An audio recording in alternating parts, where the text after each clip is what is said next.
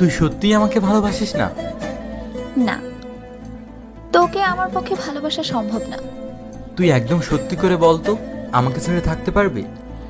আমি যাকে ভালোবাসি তাকে ছেড়ে থাকতে পারবো না, কিন্তু আমি তোকে তো ভালোবাসি না, তোকে ছাড়া থাকতে পারবো না কেন? দেখ, আর একবার ভেবে বল, আমি মরে গেলে কাঁদবি না তো? কেন কাঁদবো? আমি তোকে ভালোবাসি না। আচ্ছা, এখন তাহলে মরে যাই। যা, তাতে আমার কি? আমার হাতে বিষ আছে, কিন্তু এটা খেয়ে নেই। মানা করেছে কে?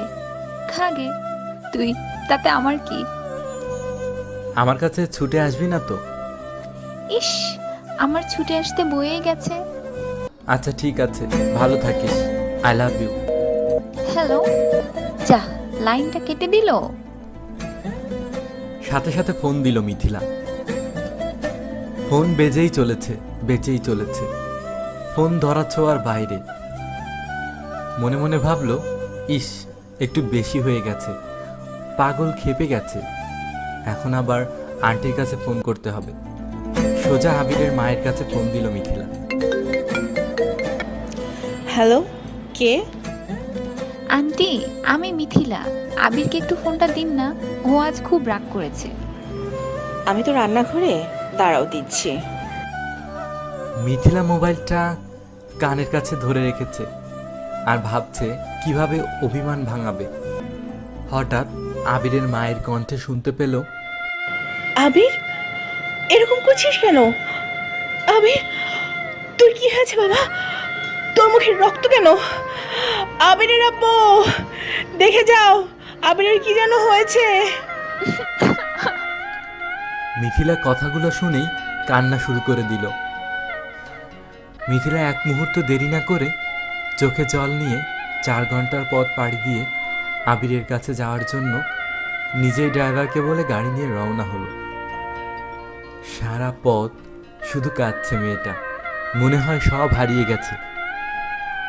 অবশেষে ফোনে যোগাযোগ করে জানতে পারলো বিষ বের করা হয়েছে, এখনো অজ্ঞান আছে। কাঁদতে কাঁদতে সোজা হাসপাতালে গিয়ে আবিরের পাশে বসে বুকে মাথা দিয়ে জড়িয়ে ধরে কাঁদতে লাগলো। অনেকক্ষণ কান্নাকাটির পরে আবিরের জ্ঞান ফিরল।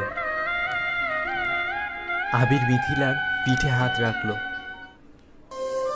বলেছিলি না ছুটে আসবি না? এসেছি তো। বলেছিলি না বিষ খেতে? খেয়েছিস তো। বলেছিলি না মরে যেতে? যাচ্ছিলি তো।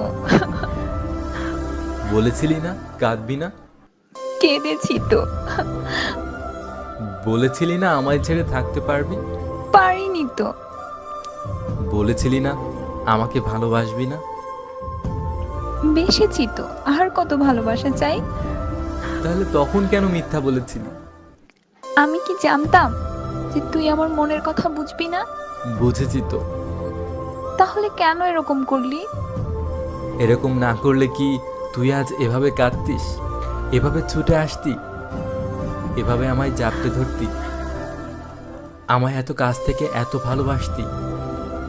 বাসার সবাইকে জানতো যে তুই আমায় কতটা ভালোবাসিস? আমার কান্না দেখতে তোর খুব ভালো লাগে, তাই না?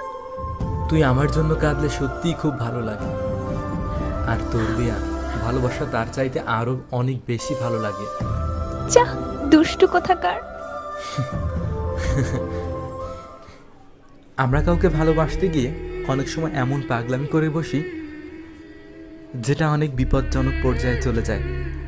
আমাদের উচিত ভালোবাসাটাকে ভালোবাসার পর্যায়ে রেখে সিরিয়াস কোনো পাগলামি না করা, কারণ এই পাগলামিগুলো বড় ধরনের বিপদ ডেকে আনতে পারে। সবসময় মনে রাখবেন, জীবন তো একটাই। তো বন্ধুরা, আমাদের ভিডিওটি কেমন লাগলো সেটা না হয় কমেন্ট করেই জানাবেন, আর ভিডিওটিতে লাইক দিয়ে ভিডিওটি আপনার প্রিয় মানুষদের কাছে শেয়ার করবেন। আর আরও নতুন নতুন ভিডিও পেতে আমাদের চ্যানেলটি সাবস্ক্রাইব করে আমাদের সাথেই থাকবেন।